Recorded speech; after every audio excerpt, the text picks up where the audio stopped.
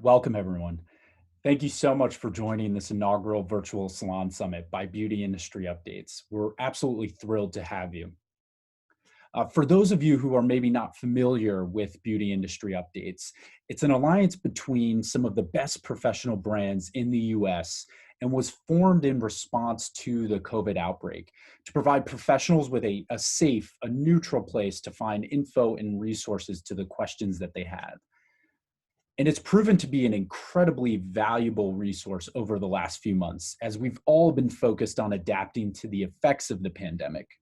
But today, we really want to talk about what's next, and not just in terms of reopening, and I promise you we'll cover that, but we want to talk about the next 3 to 6 to 12, 18 months and what they might look like and why that's important to you and which trends you should be watching very closely as a beauty professional. And to do that, we've looked across the entire industry to identify the most innovative minds and brands in the industry who responded to COVID in really unique ways. And so these are some of the cult favorites and truly some of the most forward-thinking people in the industry. We have Jui from Olaplex, Danielle from Gloss Genius, Eli from Hair Story, Ashley from Simply Organic, Andrew from Samvia, and Leslie from Barberside, who are going to be joining us for a series of really insightful conversations to provide you, the salon owner, the suite renter, and all of the beauty entrepreneurs out there, a glimpse into the future of this very resilient, very essential industry. And we have a super, super awesome agenda that we're really excited to get into and share more with you on. But we're going to be covering a range of topics today. So everything from health and sanitation guidelines to really how you can build a more resilient business. And this theme of resiliency will come up throughout the presentation.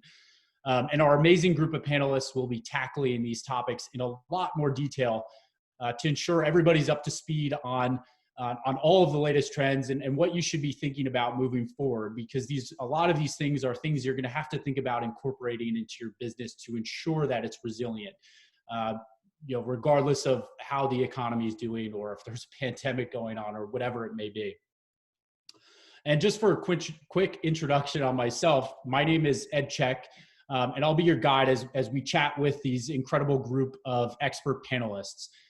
So I'm with the team here at Gloss Genius. I helped form the Beauty Industry Updates Alliance. Behind the scenes, we have an amazing team interacting with you on Zoom. So like I said earlier, please submit your questions in the chat and the Q&A section.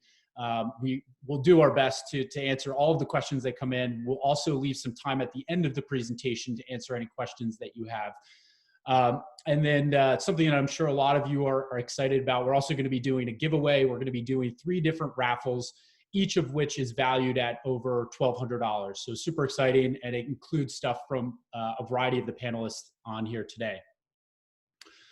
Before we welcome our first panelist, Leslie Rosti from Barberside, who's going to be digging into health and safety around reopening, I think it's really important to highlight a few very, very important trends that have been gaining a lot of traction and most likely will continue to impact every business owner moving forward.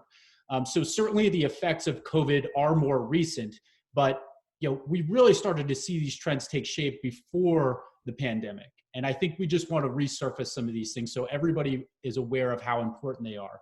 In fact, the beauty industry has been undergoing a massive transformation for many, many years. And this was only accelerated by COVID. So it really is our belief that moving forward, this shift is going to continue, if not continue to be accelerated by all of these things that have occurred in the last few months. And this is really why we're here today, to help you understand how these changes will affect your business and how you, the professional, the business owner, whatever it may be, can run a stronger business going forward. So with that, I think it's a good time to just kind of dig into it. So, first trend that we want to cover here is the number of independent beauty entrepreneurs continues to grow. So after the recession in 2008, we saw the number of beauty entrepreneurs increase.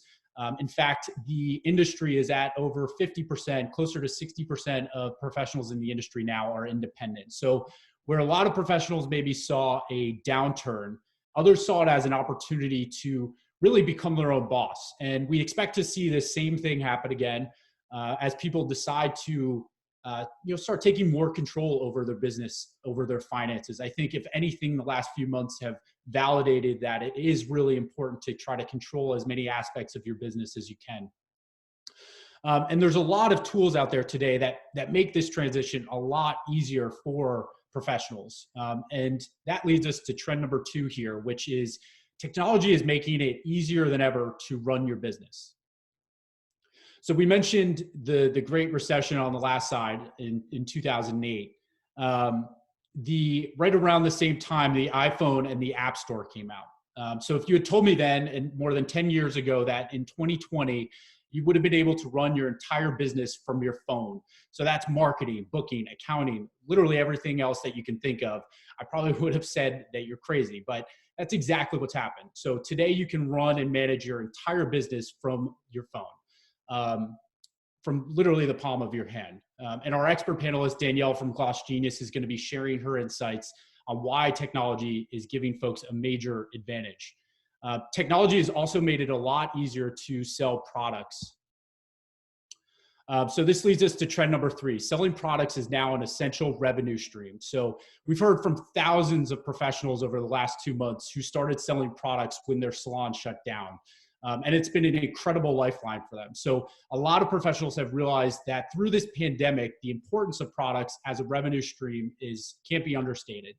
And moving forward, this is going to have to continue. So a lot of these professionals have stated that they're going to continue to sell products, knowing that multiple revenue streams is no longer a nice to have, but a must to have. And for that, we're excited to have Hair Story here and Simply Organic, who have been very innovative and leading the way on things like affiliate programs. And this will take place during session 4, where they'll be sharing some more on why selling products is essential to building a more resilient business.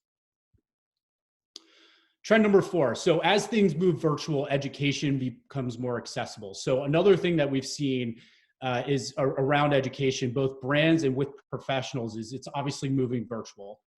Brands have shifted to virtual trade shows, and we're hearing from tons and tons of professionals who are starting to sell their own education to not just their clients, but we're also starting to see professionals sell via paid online courses. So they're actually putting together their own courses to sell to other professionals.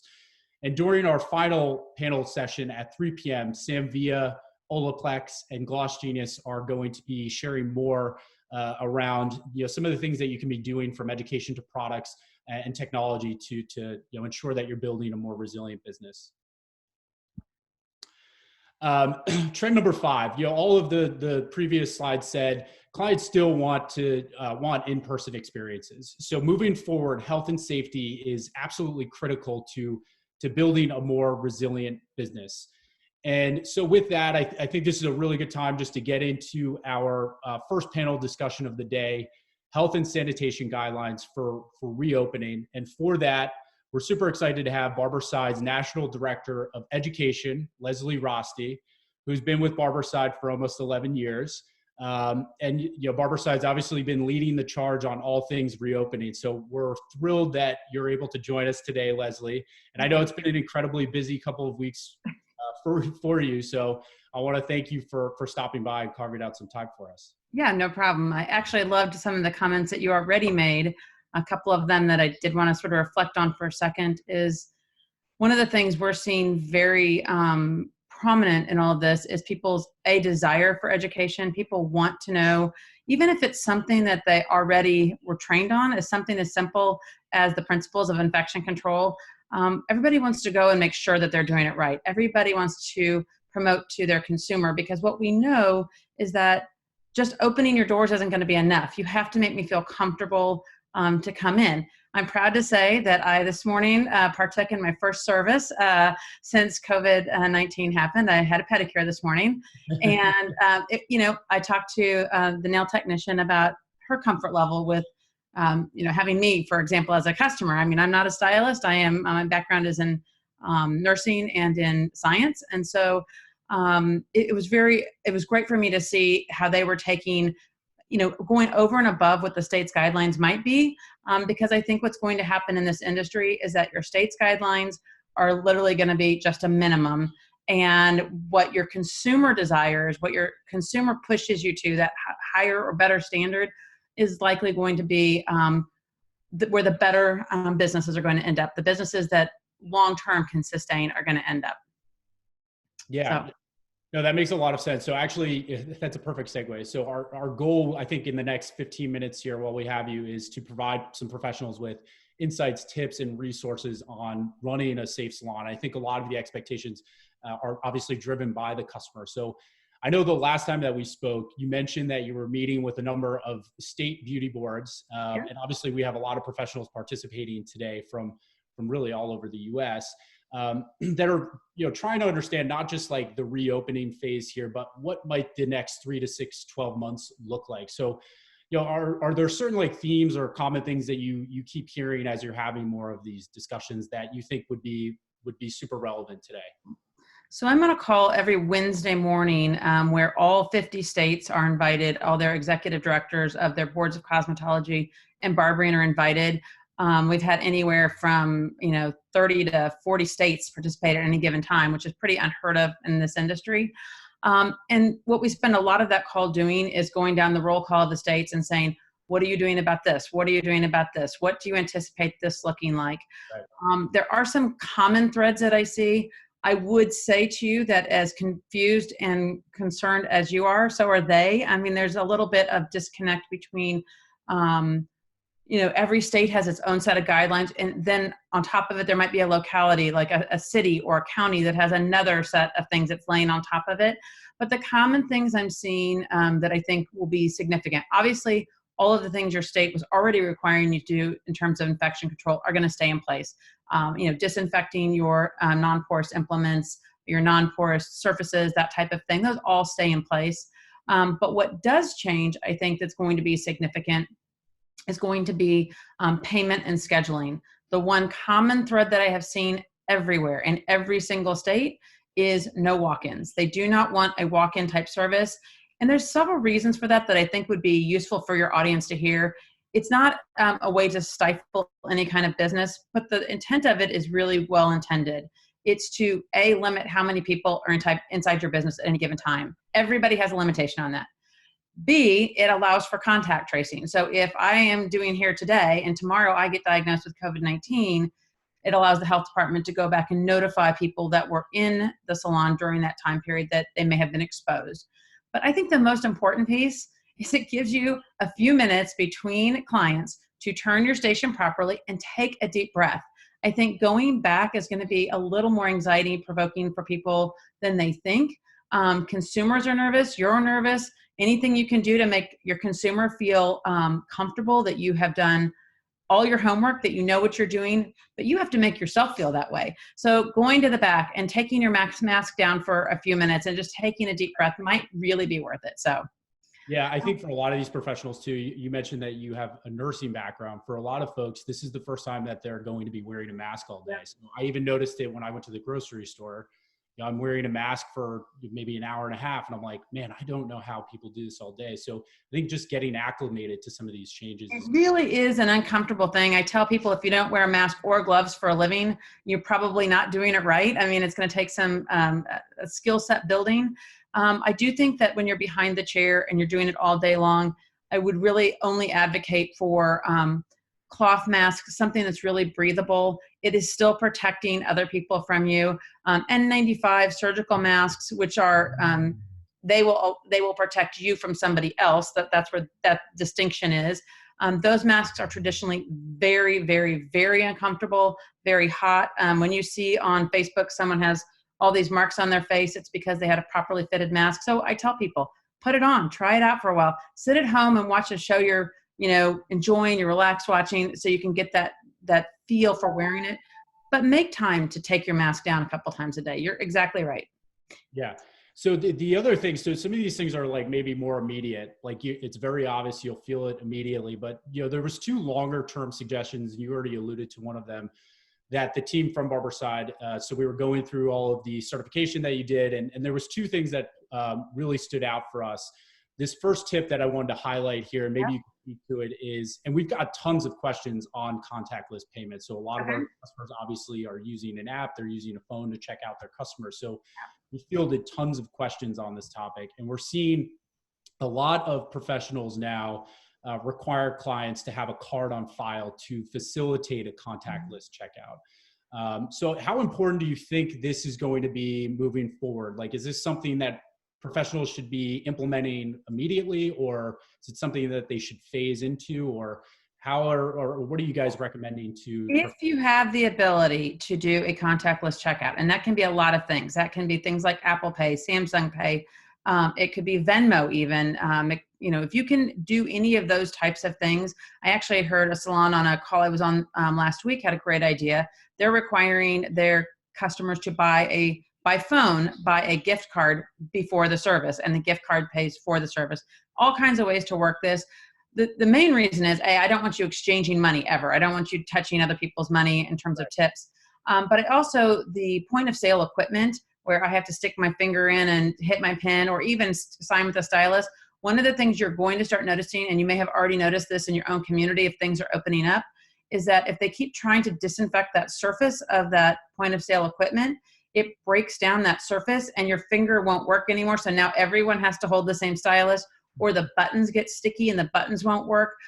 So any type of contactless checkout, even something as simple, if you have a Clover, for example, that's the iPad application. If you ask me to read you my credit card number rather than me sticking it in, then it thinks you're doing it by phone, and it bypasses the signature line, and it lets you never touch that client, that type of thing. So I do think it's important. I think your contact points are going to start breaking down if you're properly disinfecting them. Yeah, so this is actually a really good point. This is something we recommend to a lot of the professionals that we work with as well. So a lot of them can actually use a tablet or an iPhone to check out their customers. So we're actually just recommending that we make it super easy for the client to actually add their card info maybe before they get. So then they don't even have to sign out with a stylus. So now there's end to end, it truly is contactless. It's a great way to do it, and I think that's something that will just go forward. I don't think we'll ever probably go back. I think check writing, things like that, were already a thing of the past. Now they're really going to become a thing of the past. Yeah, for sure. The second thing that stood out, I know we only have a couple more minutes here. So the second thing that stood out, and we've also gotten a ton of questions on this as well, is communication. So over communication is becoming more important. So clients will continue to care more about health policy. So what are some of the things maybe that professionals should be communicating to their clients, both in the near term and longer term? Yep. Here's what I would say about this. This is probably the most important piece, is telling me what you've done to make me safe. Tell me what you've done to be prepared so that I know. Because remember, you have a very educated consumer right now. They've been home for 2 months hearing the difference between disinfecting and sanitizing, or disinfecting and cleaning. And they also know this one other fact that I would tell you all from this call I'm on with all the states. The one thing that we're all talking about on that is that I know, and your consumer knows, this person right here is no longer safe. I don't care what you say to me, that's not safe. So quit saying I provide a safe service. Say to your consumer, this is why I went to school. I understand this isn't safe, but I've learned how to mitigate the risk. And I think that this is a better conversation. And I'm going to throw one little other wrench in this, is that we've been really had deregulation bills all over the place in this industry for the last 5 years. And if what we can go back and say when deregulation comes back is to say, look, there were all of this was unsafe, right? I can't do anything within 6 feet, right? I can't do anything outside of 6 feet. But look what we did to mitigate the risk. That does say I went to school and I learned something, and I have a license to protect people. I think it's a good conversation to be having. Yep. So I wanted to leave a couple minutes for questions. We're getting some questions from the audience here. Okay. The first one is around blow dryers. So do you have any recommendations around blow dryers? This seems to be a school of thought depending on who you're talking to. Correct. So, this is the question du jour. I hear it all. I've been hearing it for weeks. And the thing with blow drying is that there is no evidence. There's no evidence-based research that says whether it's okay or it's not okay.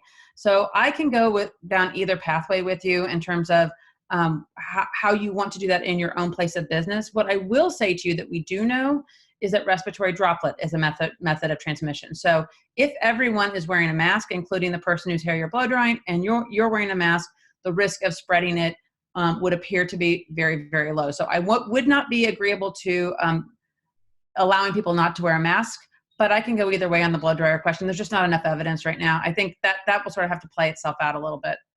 Got it. So I guess just quickly, two quick questions. So one was around disposable towels and capes, and what's the recommendation there? Should people use disposable towels? Is there a recommendation? Is there something you guys are recommending? So here's what I would say about anything cloth, is that cloth is just in general not a good conveyor of most pathogens. It's why you can try on a swimsuit and return it to the store, right? I mean, if we really could catch a lot of things from clothes, you would never be able to return clothes to a store and have them hang them right back up on a rack. It's not to say that I don't want you to take some precautions, but one of the things I am concerned about is there are states that have rules. You have to wear a mask, you have to wear gloves, you have to wear, what are we gonna do to our earth right now? And so knowing that this is not the way that things are generally transmitted from one person to another. In this case, a towel is not generally thought of as a way that you could transmit it. A cape is not. Properly laundering them is plenty. It does enough damage to the environment just laundering them. I don't want them filling up the landfills on top of it. Right. So last question, where can, obviously Barberside's doing a lot around certification. Yeah. Where can people go if they're looking to do a certification or just find more information or resources? What are you guys recommending there? So on our website, we have 2 certification courses, regular Barbicide certification, which is really the basics. Don't write me and tell me it's the basics. I know it's the basics. That's what it was intended for. It's a reminder, and you can print out a certificate that you can show your client. There's a COVID-19 certification that is generic to all the disciplines in the health, in the professional beauty industry. So if you're a nail tech, or if you're a stylist, or you're a barber, it's really just going to make sense in terms of best practice, because some people will not have guidelines, right? They'll fall through those cracks. Right. And then we also have up there a back to work plan people can follow. It's a checklist of what should I do before I open. And we also have a safe salon designation now that you can contractually say, I will follow all these best practices. You're signing your name as an owner or a manager, and then your salon would be put on a salon locator so that people could go find, where this safe salon actually exists. So lots of things out there. We are adding stuff this week for estheticians specifically, and for makeup artists. Those are 2 places that we seem to not be answering all the questions, so we're giving them their own world this week. And then, one last question. So a lot of people are asking if they should buy, where's the best place to buy Barberside? Oh, that's a great question. So supply chain is a great question. I'm glad you asked it.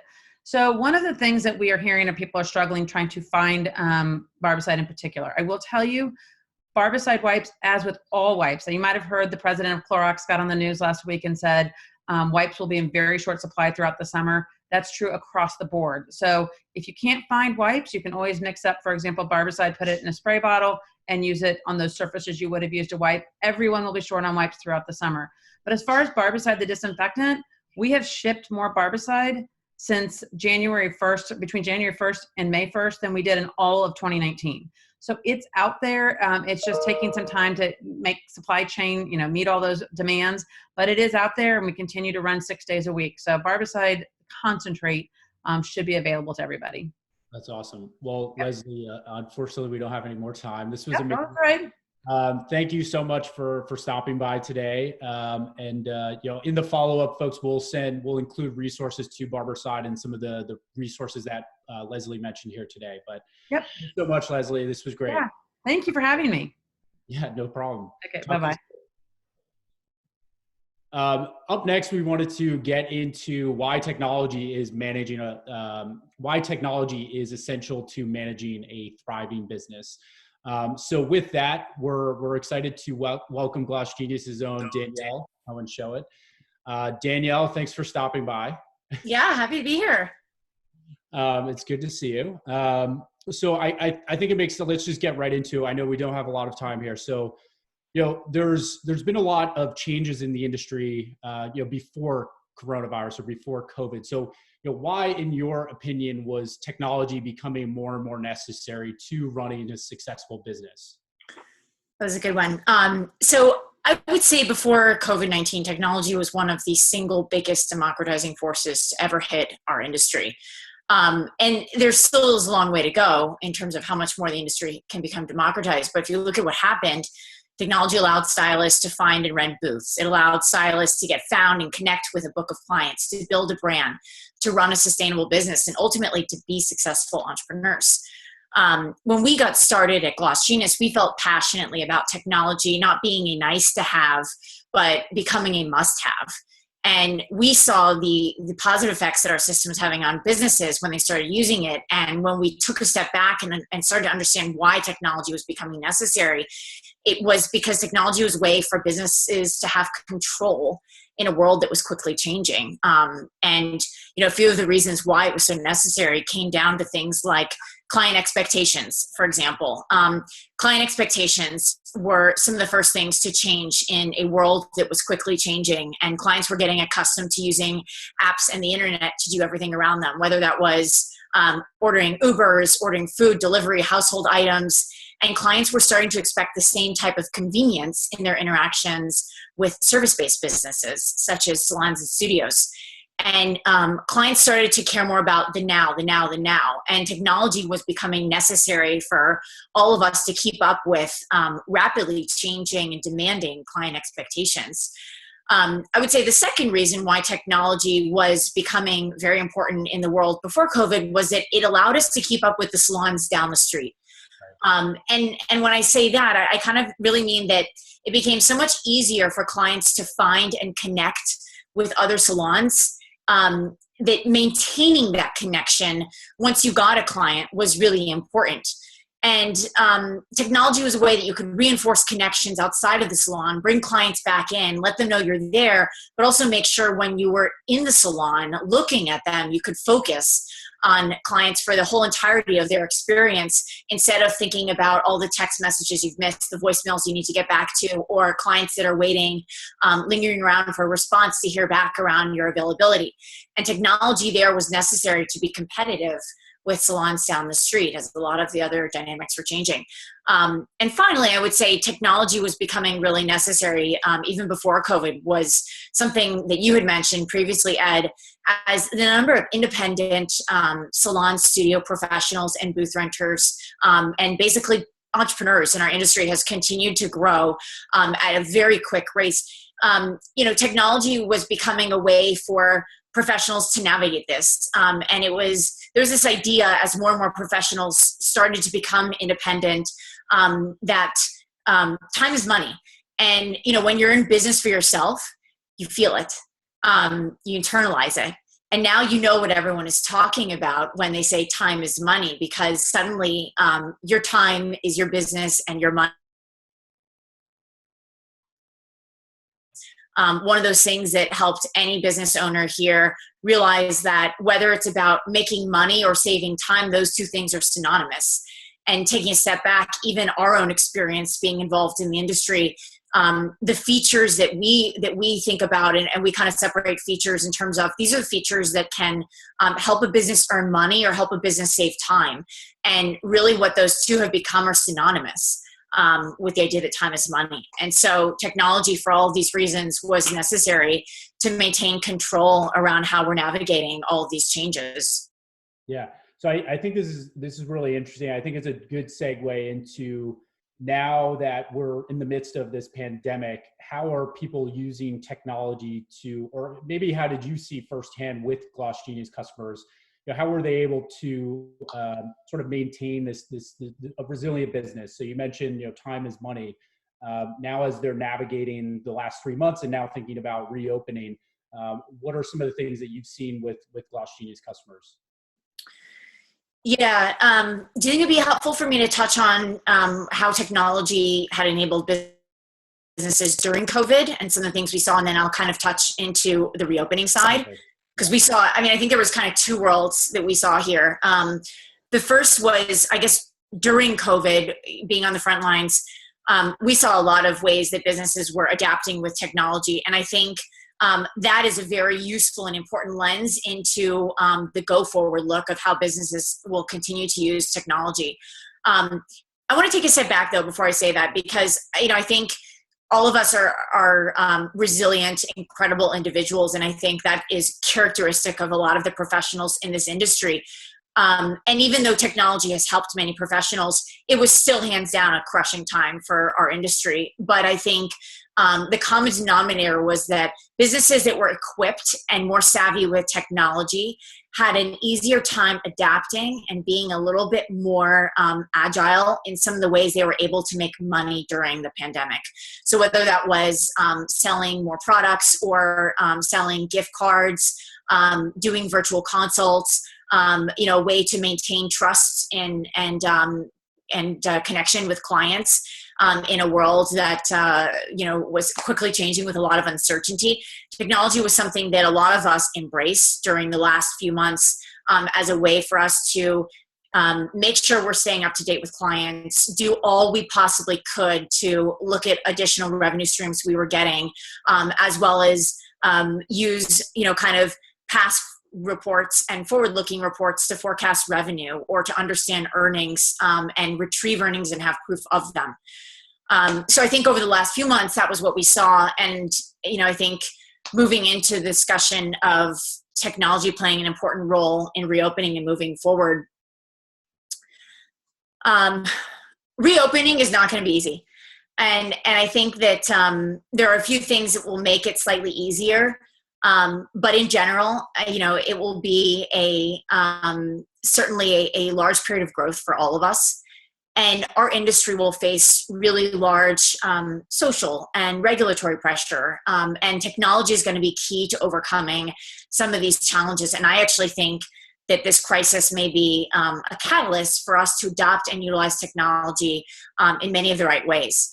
And so, I think on the topic of reopening, something that Leslie touched on a lot that, I think is incredibly important when we all think about reopening is, not only meeting new customer and societal expectations that technology will be important for, but most importantly, it's going to be very important for ensuring that we as professionals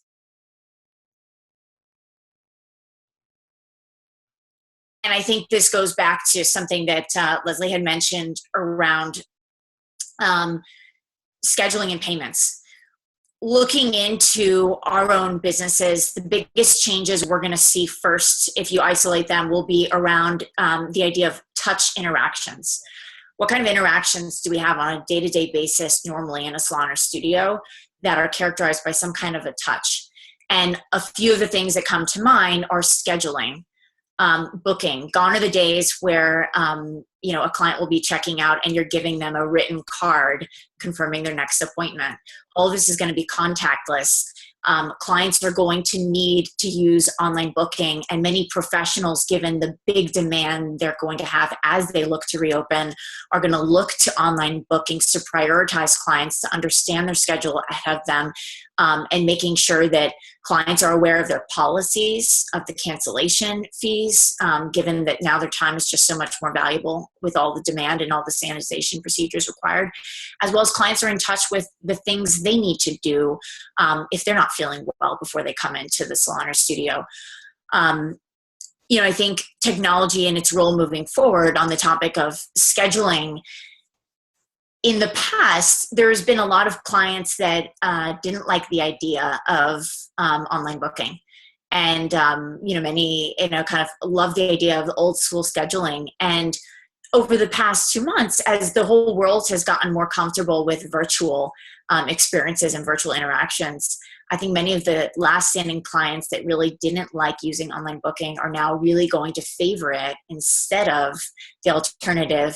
And for professionals, even in their day-to-day, how many things they need to think about now in between client visits, context switching and thinking about responding to text messages or voicemails or phone calls in between client visits is going to just add another complication. And that's where the power of online booking is going to be helpful. For example, at Gloss Genius, we've already seen a big rise in online booking. And I think this is supported by not only increased client demand, but even businesses for the very first time that, want to use online booking now because they don't want to context switch and they want to keep focused on the processes they have for sanitization in between client visits. That's going to become, more and more common. On the payment side, very interesting things there as well. Obviously this involves a touch. And the things we're seeing on the payment side, have been interesting, I guess, given taking a step back where we have been as a digital payment solution. And now we're seeing a lot more professionals start to adopt Gloss Genius's own digital payment solutions because they are contactless in nature, where you can save a client's card on file when they're doing online booking. And that not only helps you protect your time all the way through, but also at the end of the service, you don't even need to touch things from clients because now their card is saved on file. So it's helping professionals get in the zone of protecting themselves and their clients, as well as other, streamlined procedures that salons and studios are taking. And so I think those are really important things when you look at technology changing interactions and being a force for good for reopening. It's really going to be eye-opening to see this. And I think those who embrace it are going to be able to navigate some of the changes the industry has in slightly better ways. And I think that clients will also be very appreciative of it. Yeah, I think as often as you can just minimize the points of friction in the process, it's going to be better for the client moving forward. It's one less thing that they have to think about, right? Yeah. I mean, for me, using the grocery store example, there's like a million things that are going through my head. So anytime you can remove some of these points of friction from the process, it just makes my life easier as the client. So this is exciting. I think there's a lot of opportunities for technology moving forward and for professionals to really get a leg up and start to adopt more technology to create a more streamlined, safer sort of process for their clients as they're coming into the studio. I know we're getting short on time here. Is there any questions from the audience that we can cover before we move on here?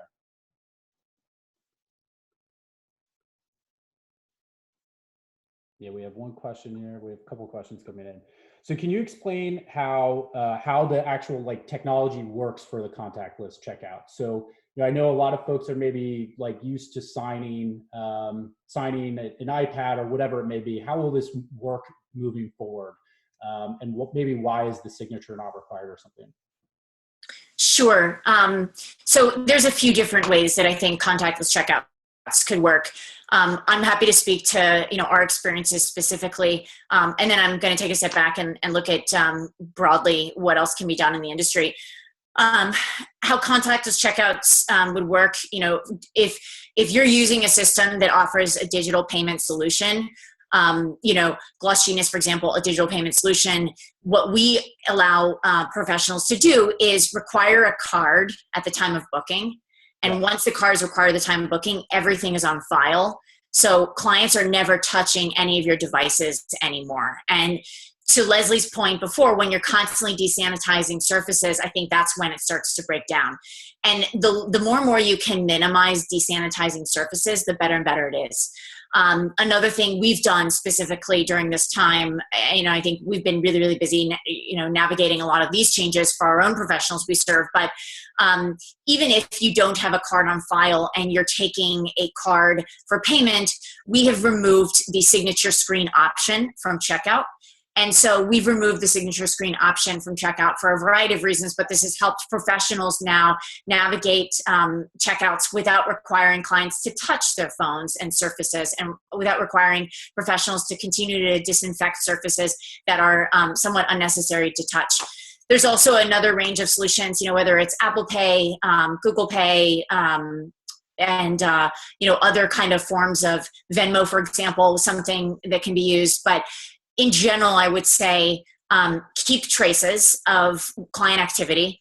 And I think the kind of loop of having everything with your payments into scheduling and whatnot is better, so you can actually understand as well what are the increased costs for servicing a client.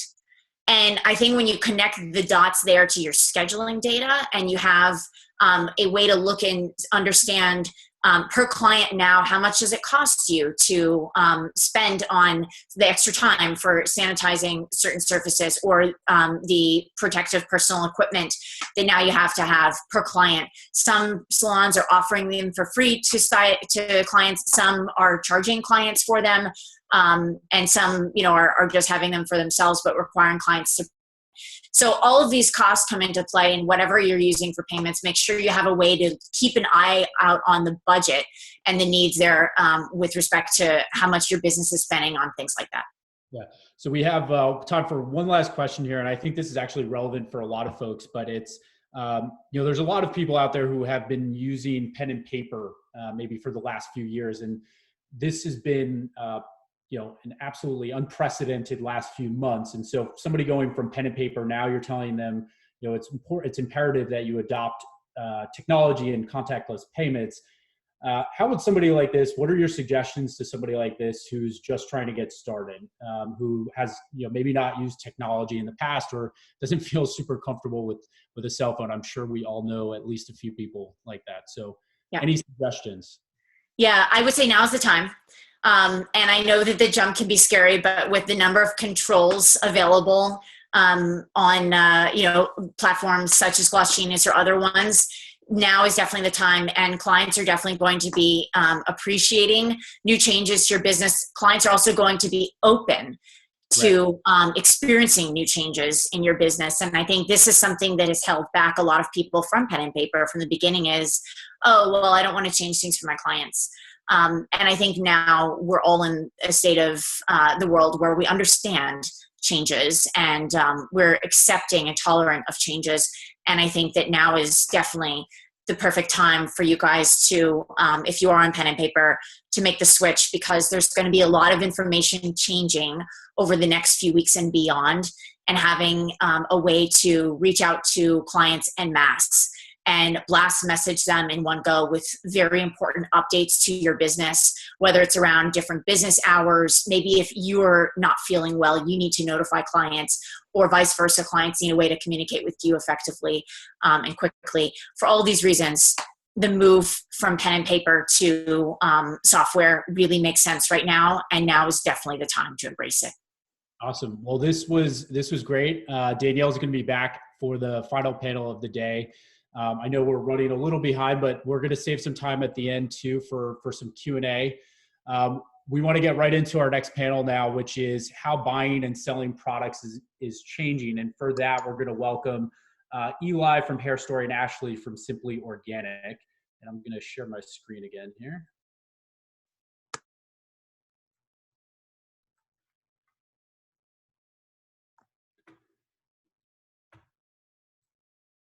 Ashley, and I see Ashley's on now. How are you, Ashley? You just need to unmute. Oh, let me unmute you. There we go. Hello, everyone. Yeah, we were playing tag. Like, you unmuted me, then it was fun. How are you? I'm good. How are you? How is everyone that's Good, attending good. today? And I see Eli's just joined as well. Eli, how you doing? I'm well, thanks. How are you? Good, good. So like I said, we're running a couple minutes behind, so we have about 25 minutes here with Ashley and Eli. I think we sort of want to get right into it. So this panel is going to be focused primarily on how buying and selling professional products has changed, is going to continue to evolve. But I know the two of you have been really at the forefront of affiliate programs. And I think before we get into it, it's probably both to acknowledge that you guys were sort of innovative when it came to these affiliate programs and creating new ways for professionals to generate revenue. But Ashley, maybe you can talk quickly about how these programs work for professionals, and just provide some definition around it for some of the folks that might not be aware of these affiliate programs and how they work.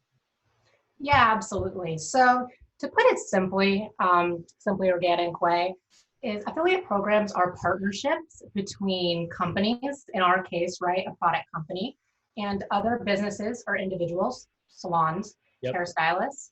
And basically, you get paid a commission to promote and ultimately sell the company's products. And in affiliate programs, this is typically done online. So think about putting your retail shelf online. The only difference is you don't have to pay for inventory Right. and you don't have to keep up with your retail shelf, but on Shelf Talkers, it's all there for you. Right. And I know both of these programs have been super effective for you. Eli, how well has the program gone? I know you guys had a feature in Forbes. Maybe you just want to talk quickly to how Sure. successful it's been for professionals. Yeah, well, ours has one extra element in that we do offer inventory, and a lot of our hairdressers have some inventory. We have a program called Hair Story Zero. So our best hairdressers, we actually consign the inventory, so they don't pay for it until they sell it. But they get to have some right there because it's essentially it's a great way to introduce customers to the product, immediately. And what I'd like to say is taking a step back. I just want to send one message to the hairdressers that are all listening. Hairdressing isn't going away, and you're in a wonderful business, and you're gonna be okay. Amen And to I think that. it's important for people to sort of recognize that as they step forward, because a lot of people I've been talking to are pretty paralyzed with fear. Right. And so, yes, people who have embraced this new technology in the past 3 months have been able to benefit by being able to sell online. In terms of the success, we had one hairdresser who earned $14,000 in commissions last month. It's amazing. That's not everybody, but you definitely can make a lot of money if you embrace this new technology. But it doesn't have to be a full leap. There are a lot of our customers who are selling our products as well in the salon as the entry point. And the reason people are buying from hairdressers is because you have an incredible influence over your clients. People come to you, they trust you, and they believe you when you recommend something to them. So whether that's telling them that they need to go from long to short, or whether it's telling them that they're going to be safe and okay when they come to have a service and you're going to protect their health, or you're recommending a hair product, you have an incredible influence over them, and that isn't going anywhere anytime soon.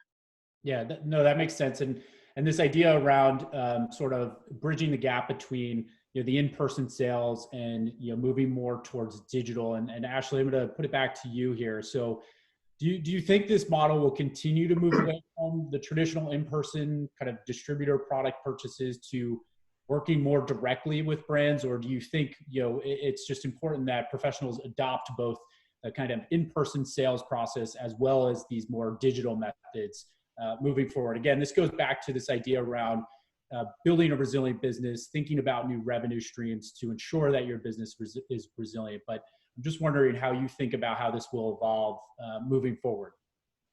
Right. And in our distributorship, we started only as a product company. So to watch the transition already happen, I think all of us have already seen retail stores closing down for many years now as it continues to be consumed more and more by online sales. So this behavior was kind of already happening.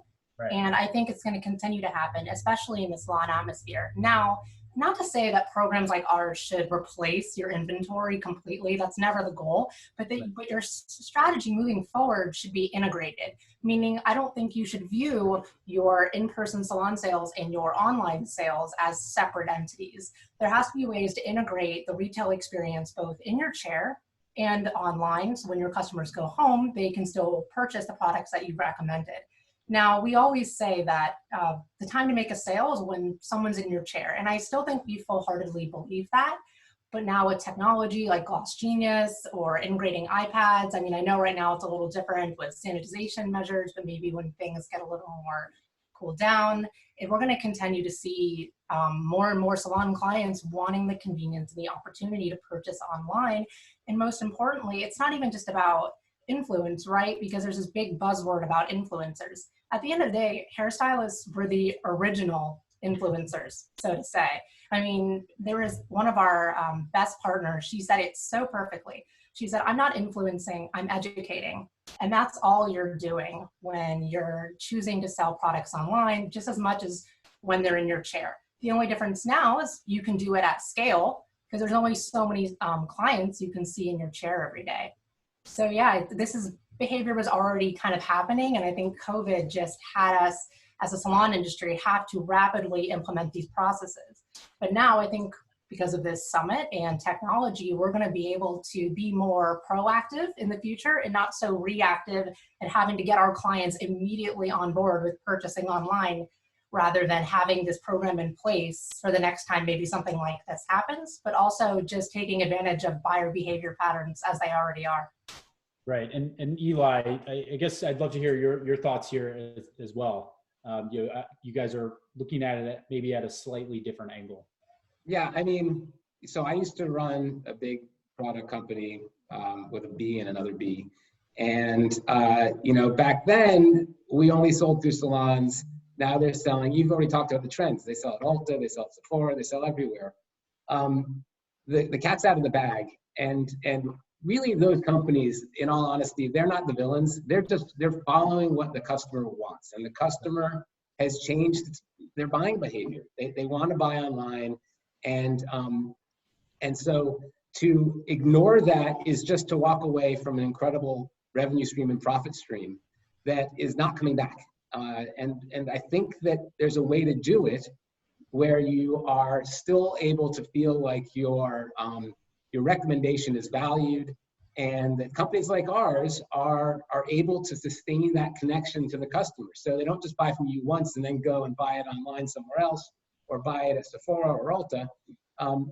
Every time you buy, your customer buys a hair store product, you're going to get paid. And we can guarantee that because we've set up a structure that way.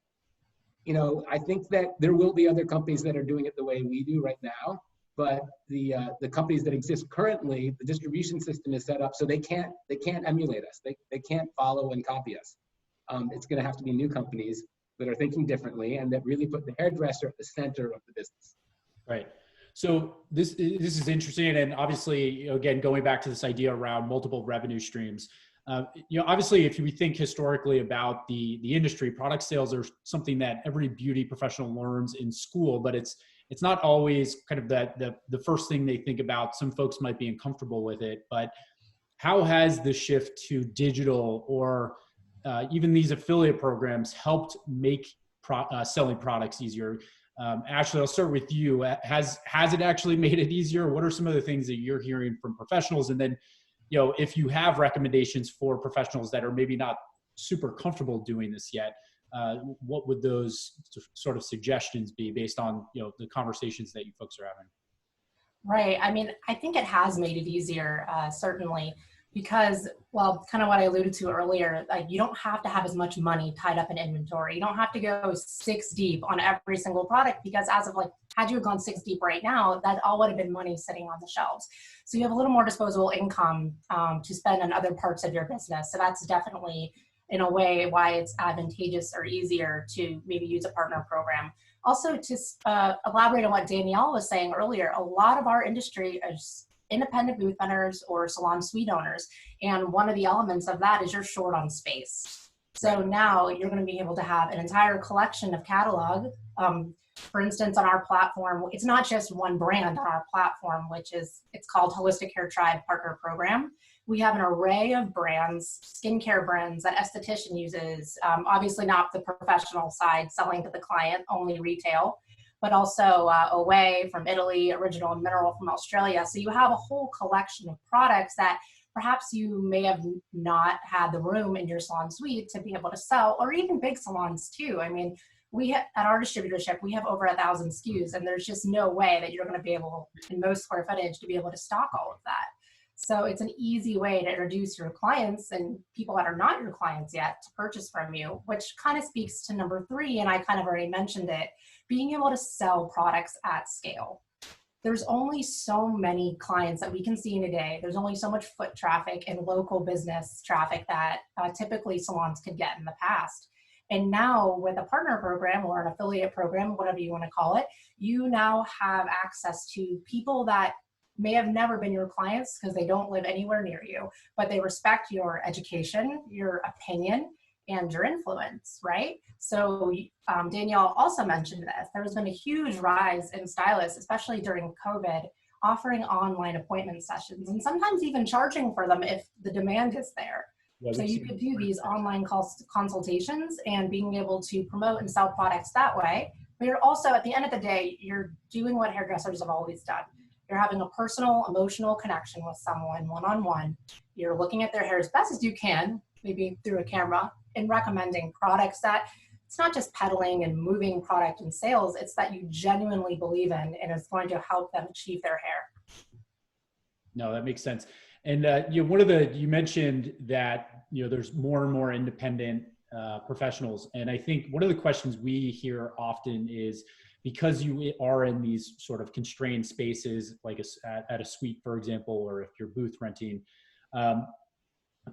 Two questions here. I guess for all of the suite stylists out there, do you have any suggestions around how they can better sell retail when their space is constrained? Like, how much product should they be holding in their suite? And then I think a good sort of follow-up to that question is, how can I sell products maybe outside of the appointment, if that's maybe the best path forward? And Eli, I'll start with you on this one.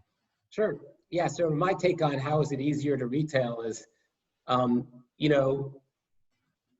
your selling doesn't have to be as much selling in this kind of context, where what you're doing is you're talking about what you're using and you're recommending it. So in our case, we only have 9 products and they don't take up tons of space. And so you can have them all there. You can use them at the back bar, washing the hair, and then as you're styling. And what you're doing is you're talking about it, and then you don't even have to do a hard sell. You can, the first time someone buys online, they get a discount. So you can just say, hey, if you'd like these products and you'd like to get a discount, here's my link. And that's it. And that's the intro. From there on, you can talk about it on your Instagram page. You can talk about it in your other interactions. If you have your own website, you can have it listed. And it makes the transaction much less salesy, which I know from experience is something that hairdressers genuinely and appropriately so aren't interested in being salespeople. They're interested in being professional experts who are recommending their services and giving advice on everything. And the sales just should happen naturally. And I think that it does make it easier to sell online. It changes the pressure. It makes it a much less hard sell than it would be at the checkout, where you're like, okay, so do you want to buy it now? It's a very different experience. And I think it's a nice one. And that's part of the reason it's been so successful. Yeah. And I guess one of the things that, one of the questions we're actually getting on the chat here is around how these, Ashley, you talked a little bit about how these programs work, but you're essentially paying out a commission for each sale. That's correct, right? Correct. So just to kind of overview the whole process is typically like a salon client would make a purchase online, and this stylist would receive a fixed retail commission on every single sale that that client makes. Right. And then there's no, in this case, there's no carrying of inventory. Simply Organic Beauty would completely fulfill the order from our warehouses to their door. So especially in times of COVID, that has been a really nice way to be able to offer something to someone, kind of contactless delivery. So you would say, to have their retail products show up for them right at their doors. So, and I think, during this time, like, we boosted our commissions as well to be able to help out the professional as much as possible. And I don't know, I'm not sure if Hairstory, I don't know if you guys also do this, but there's also a bonus to take it back in product credit as well, which is only going to be able to help your business from a service point of view, or if you decide to carry more retail in the future. So, yeah. Eli? Yeah, so our business model is, again, you can buy an opening order kit for $150 to test the products and have them as stylist station to use in the services. And then you can buy inventory, but you don't need to. And if you're a good partner with us, we will, as I said, pay. We'll send you the product for free and you can sell it. And as you sell it, then we'll charge you for what you sold only. But the real goal is to get people to be introduced, and then when they decide to buy, they want to buy online because it's much easier, and they can get refills whenever they want. They don't have to time it with the services, and it's a fixed commission. Once they're your customer for life. They move away to the other side of the country, they're still your customer, and it's worked really well. As I said, we've got people. What happens is you build an annuity stream. It's a fancy word for you just get money every month. And the simple way to say it is that you make money in your sleep. It's the only way the hairdressers can wake up in the morning and be like, oh wow, look at that, I earned some money last night, because they get their notifications. Do you think, so this is actually interesting, and talk a little bit about this idea around resiliency, why selling products is so critical moving forward. But a lot of folks are actually talking about increasing prices for services. Do you think it would also be beneficial for a stylist to increase the price of the products that they're selling as well? No, I don't. I think I think that hairdressers need to raise prices for their services. They need to raise them now, because it's the only way they're going to be able to stay afloat. They're not able to see as many customers. They need to raise the price, and they can do it as a fixed cost, basically for a short period of time. Like, okay, I'm charging an extra $20 per service because it's called the COVID tax or charge, upcharge. But when it comes to products, I think the way to make the difference there, hairdressers who make a lot of money selling product make a lot of money because they have it in their mind, and it's just one of the many priorities that they integrate into their service. Right. And people who don't make money do it because they're either afraid or it's just not on their mind, and it's not part of their routine and their program. And so the best way to get more money from retail isn't by charging more. It's simply by making it more a part of your regular routine, and thinking that it's an important part of what it means to be in business, which it is. Ashley, do you have any thoughts here? Yeah, no, I agree with Eli, really. Yeah. I don't think the time is to raise your prices on your products. I think it's to raise your prices where it makes sense. I mean, we're limited on how many clients we can take in the door. Some people are even, they're calling it like a PPE fee if they have to provide protection equipment, a sanitization fee, just, anywhere, I've seen anywhere from $5 to, $20 to add on to everyone's tab. And I think they understand the amount, especially if you're communicating with your clients, the amount of time you're putting into to make this a safe environment. I think everyone's going to be more understanding. And of course, just giving yourself a raise for your services, I think is always something you need to ask yourself. Like, when's the last time I gave myself a raise? The product prices kind of stay in a way sort of static, but your experience and what you have to offer is always growing. So you should be always looking to, I think, to those places to increase your prices, and maybe not so much on the product side.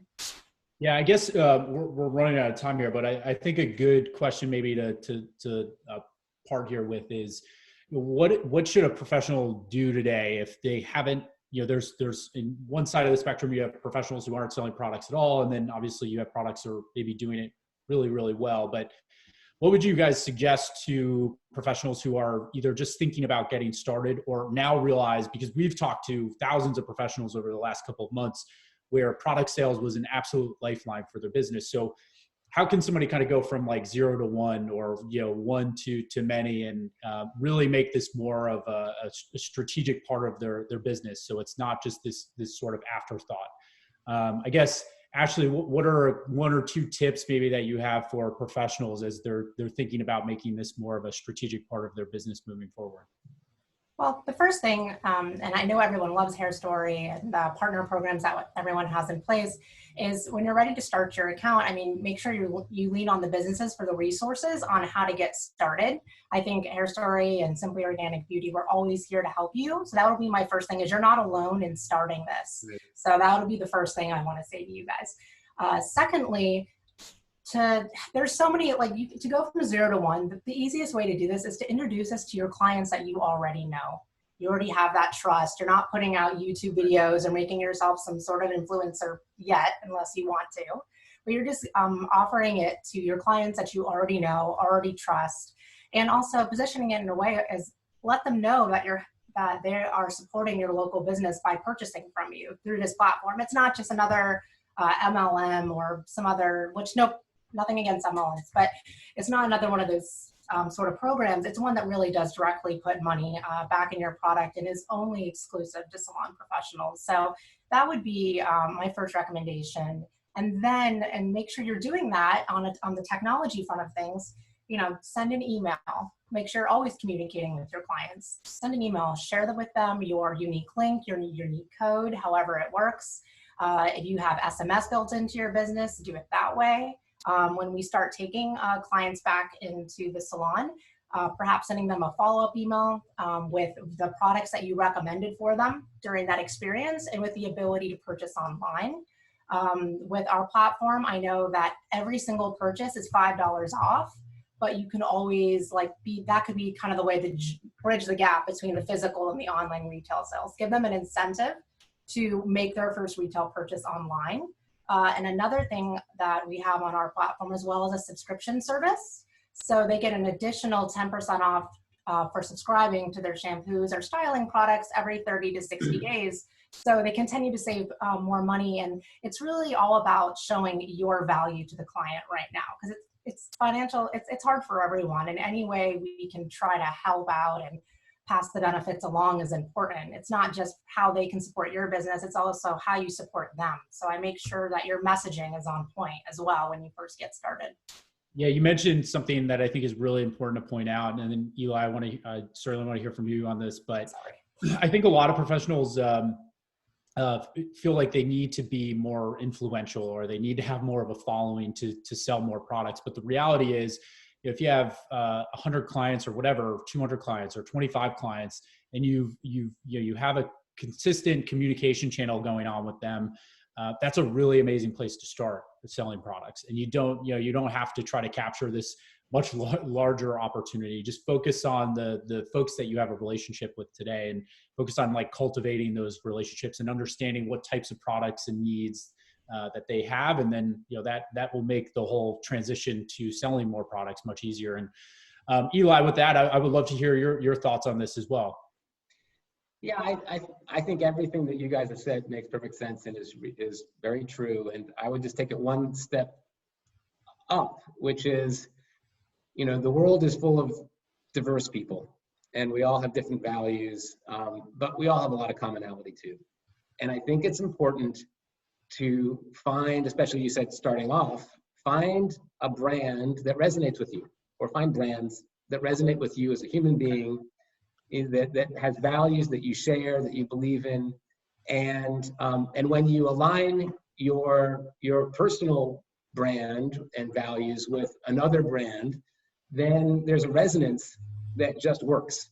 And it won't be hard for you to introduce products or to remember to send the update or any of those things, because you're going to care about that brand, and you're going to want your client to care about that brand. And by the way, if you've done a good job with your clients will resonate in their values with you too. Different clients will gravitate towards different hairdressers, and different hairdressers will gravitate towards different brands. And it's all about alignment. And when that happens, you get a synergy that works for everybody. And when it's not aligned, that's when it feels awkward and it isn't so much fun. So right. My advice would be focus on the big picture, the brand level, what the values, like-mindedness, all those things are the most important, and the rest will work itself out. Yeah. Well, this was great, Ashley and Eli. Thank you both for stopping by today. I think this was super helpful. This is top of mind for a lot of professionals. I think product sales, something we saw over the last couple of months. It's something people can get started with today. You have these relationships with your clients, so whether it's you're texting them or whatever it may be, it's an easy thing to get started with. But I think for some folks, it's just about building some momentum. So really appreciate you both stopping by today. And like I said, in the follow-up, we'll include contact information. We'll point folks to their affiliate programs as well if you're interested in learning more. I'd love to just ask, aside from sending people to Hair Story, I'd love it if you guys love the business industry updates. We have the break room where we're having these conversations all day long. And that's a resource to share as well. That isn't about Hair Story. It's just about hairdressers continuing these conversations. Absolutely. 100%. Well, thank you, Ashley and Eli. This was great. Thank you. Bye. Thank you, everyone. All right. So last up is our final panel, which we're super excited about. We're going to try to tie all of these themes together. And so we've talked a lot about this idea around resiliency. And so Next up, we have how to build a resilient business. And for this, we're joined by Zhui Wang from CEO of Olaplex. Danielle is back, CEO, joining us again, CEO of Gloss Genius. And we also are joined by Andrew Caruthers, who's the education director for Samvia. And I think well, first off, Zhui and Andrew, welcome. It's good to have you both. I think the goal of this session, like I said, is to dig into this idea around building multiple revenue streams, and what do professionals have to do to sort of get started. But I guess just to kick things off here, during COVID, we saw really everyone in the industry start to move towards digital. And I guess Zhui, just to start with you, how much is digital? How much of this is sort of here to stay, and what should people expect moving forward? And will this potentially replace traditional brick and mortar? And is this good for professionals moving forward? Yeah, first of all, thank you so much for having me. But I think, to answer that question, you kind of have to look at the entire industry. What's the state of the industry, right? The state of the industry at this point in time is where you have 1.4 million hairstylists and hair professionals. And of that 1.4 million, 60% of them are women-run businesses. So this is definitely a place where technology sometimes sort of bypasses women, not because we are not good at it, but because, they are so busy being very hands-on, they're emotionally, better intelligent and more connected. I think digital is not whether it's offline, online, it's really, it's going to be an evolution, and it has always been that way. And I think, what COVID has done is just accelerated the pathway from, being digitally savvy, or even just being able to use digital to their full advantage. I think I heard from your last panel, talking about a lot of those affiliate programs. I mean, it's table stakes now. I mean, no one is unusual in not having that kind of programs, right? But what is important is, are you genuine? I think, somebody said, you have to be authentic. And then let's just be very honest. No brand is out there being a nonprofit, right? All brands are out there, making a living. And so I think the partnership is important. Don't try to be holier than thou and make it seem like, you're doing it all for them. It is a mutual partnership. And I want to be very, very, clear about that, because I think hairdressers sometimes get very perturbed, in hearing brands saying that, oh, you're doing it for me. Then at the end of the day, what do? You're counting your dollars and cents, right? So I'm always very honest with, with my team. We are going to be working with you to give you an affiliate program of 35% commission, but understand that what is left over from that is not a huge amount.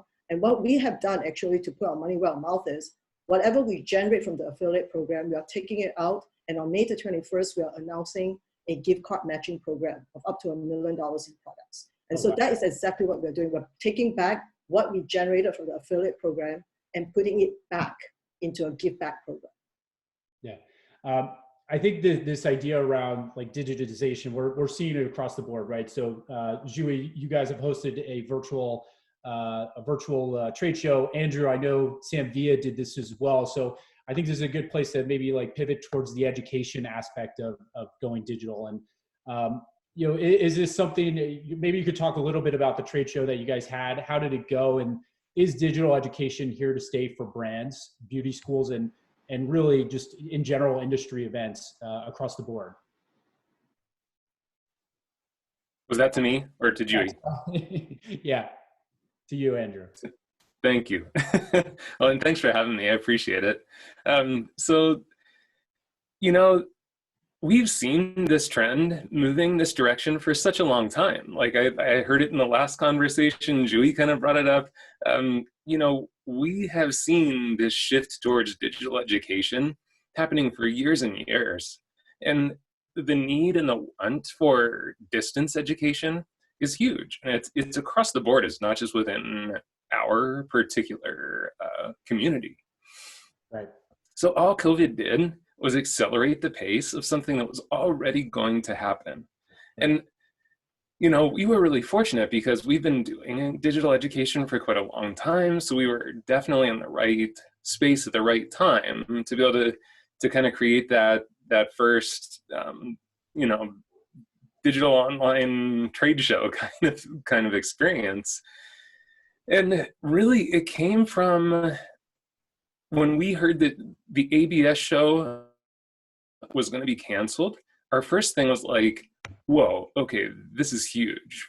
Trade shows are not going to happen for probably a good portion of this year. So how do we support our community? And so our first question was, what do we do for the hairdresser? And it became very apparent. And at first it started out as just this, like, you know, maybe we'll jump on the Facebook page, we'll do a couple classes for some people. And then, you know, our friends and our relationships and like Redken and Pivot Point and all over, they're like, wait, what are you guys doing? And next thing we know, we have like 12,000 people that had signed up for it. And we're like, holy crap, okay, this is big.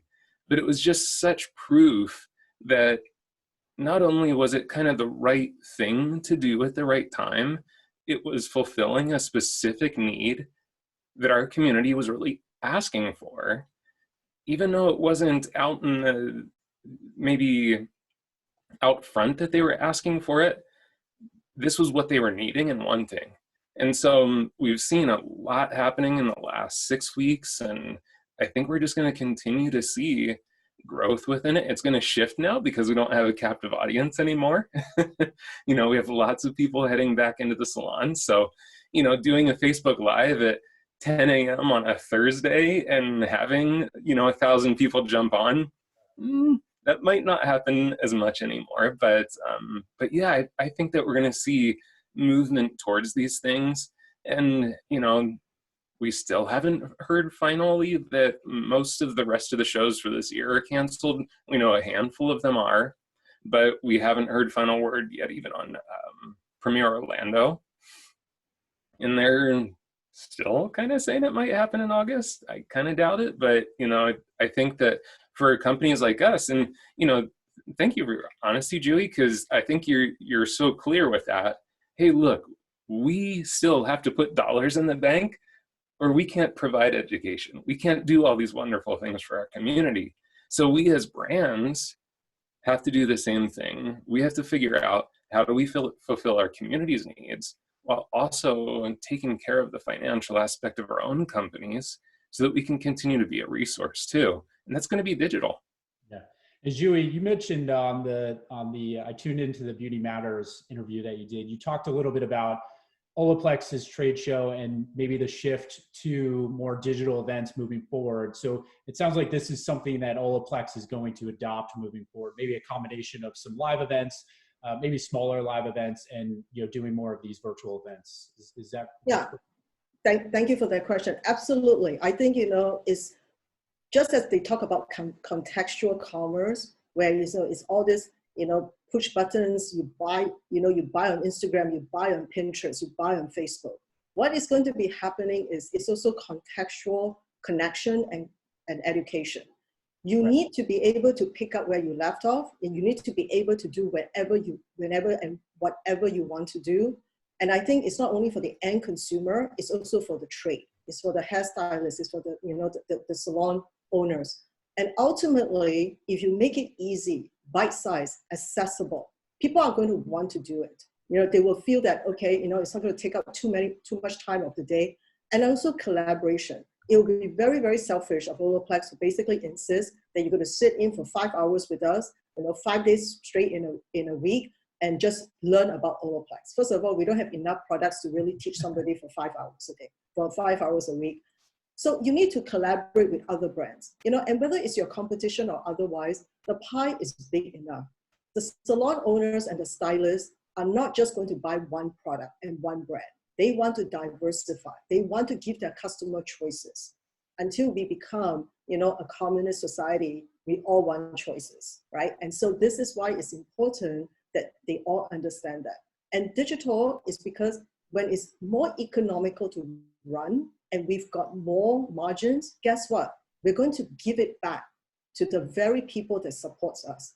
Because it's not, at the end of the day, it's not about how much you make, it's the quality of the earnings that you have that drive the value of your company and ultimately the connection that you have with your trade and with your customers. Because if you make a lot in 1 year and you make no connection, you're just destined to die. Basically, you can last for another 2 years, and then you're probably gone as a brand, because as soon as you fall, all the knives are behind you, because they can't wait for you to just move on. So I feel like this is the only industry. I worked in beauty for many years. I've been in skincare, I've been in color, I've also dabbled in fragrance, but hair care, every one of the professional I met has high emotional intelligence. I take offense when somebody says that they're emotionally charged. They're not emotionally charged. Hairdressers are highly emotionally intelligent. And because they're so intelligent, they actually have a lot of love, both for their clients and for themselves and for the brand. The only reason why Olaplex can do what we do is because the professional community support us. Try doing that in skincare with a dermatologist. Sometimes they don't support you the same way that the hairstylist community supports you. Yeah. And Danielle, I want to shift this to you a little bit. Coming from the perspective of technology, we talked a lot about digital today. Moving forward, it seems like businesses probably are at a bit of a disadvantage if they're not, this is both the brands and professionals, but it feels like businesses could be at a disadvantage if they're not adopting technology. I don't know if there's any sort of insight you want to provide here on the importance of adopting these tools and this technology. You're on mute.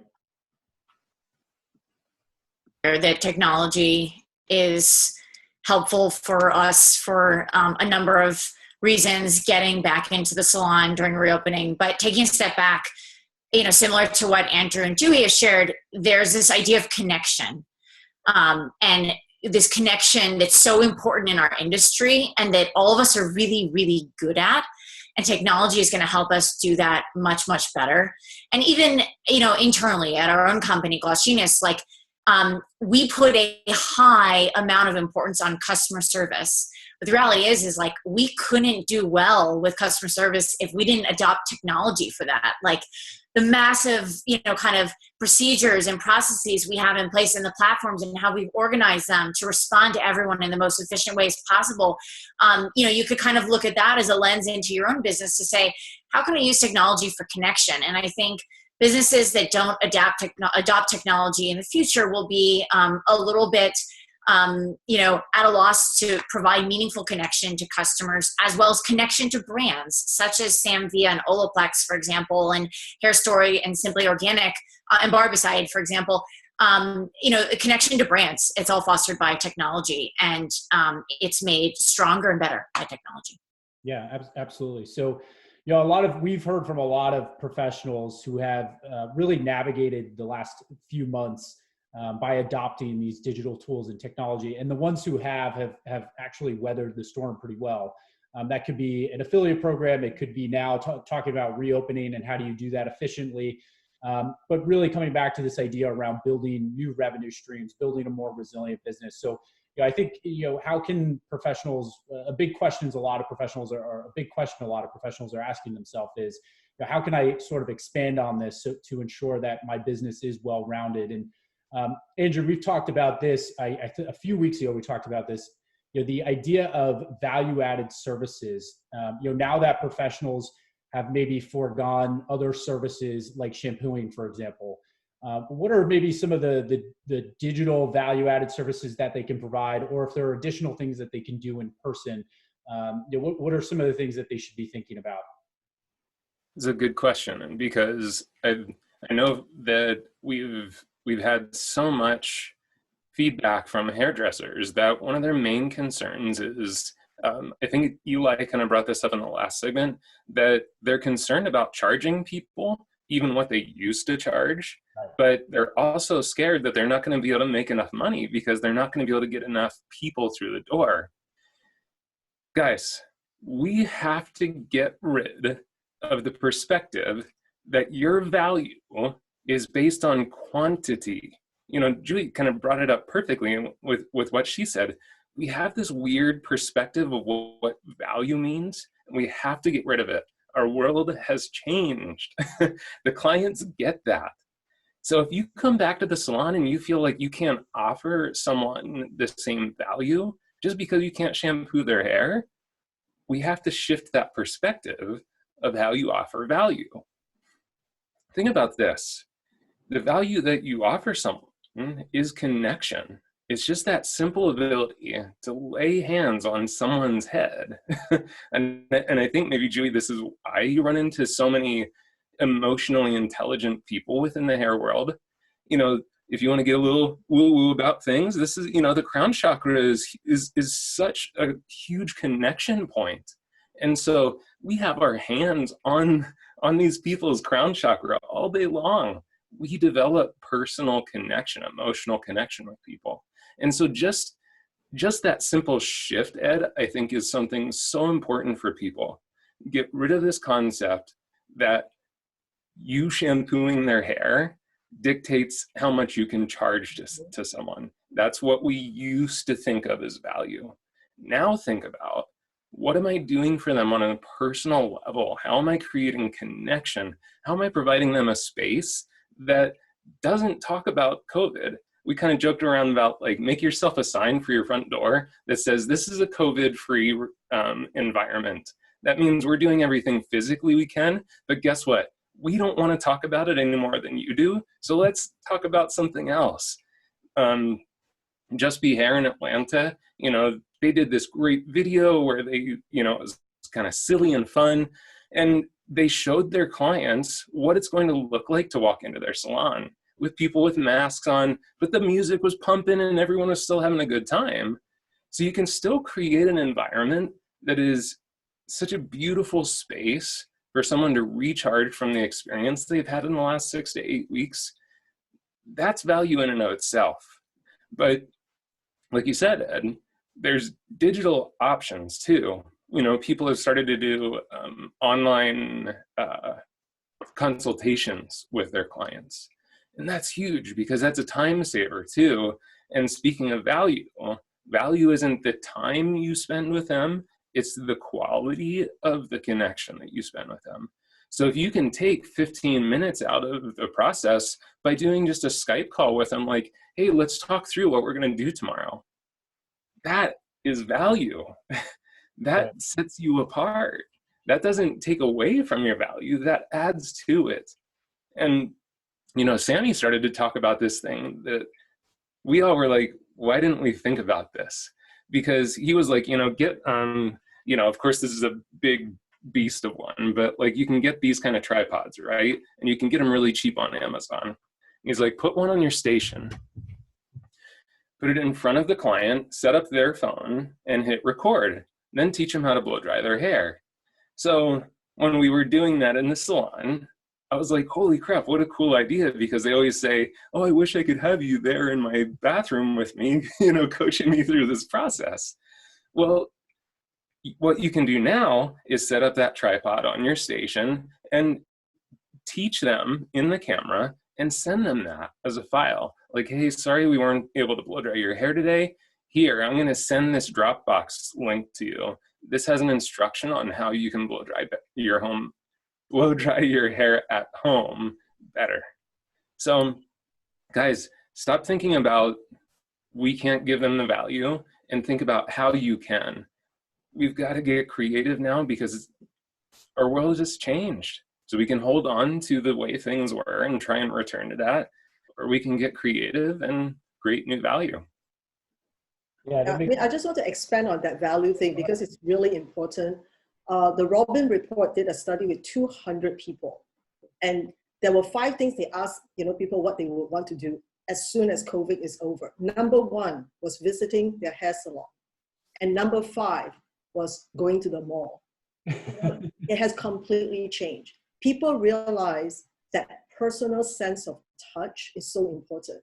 Those people who are on their own have, you know, who goes to the nail salon, you know, the esthetician for their facials, or the hair salon for their hair to be washed and touched and styled.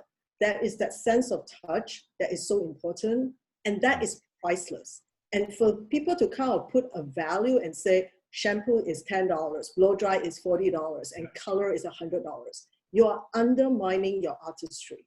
You don't see a doctor coming out and say, oh, I will give you a 10-minute thing, and he or she feels that I can charge you $400 or $500 for that consultation.